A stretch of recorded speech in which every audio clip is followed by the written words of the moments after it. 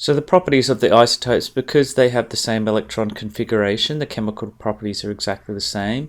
Chemical reactions are just about the valence electrons on the outside and the interactions between those. And so you'd expect isotopes to behave chemically exactly the same. So an element behaves the same. The difference is in the physical properties.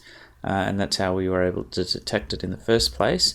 And so there are slightly different masses.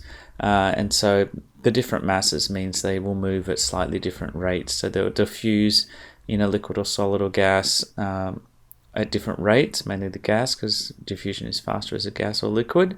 And obviously, if it's the same volume, then the masses will result in different densities, and that can also lead to different melting or boiling points, but the diffusion and the density will be more significant.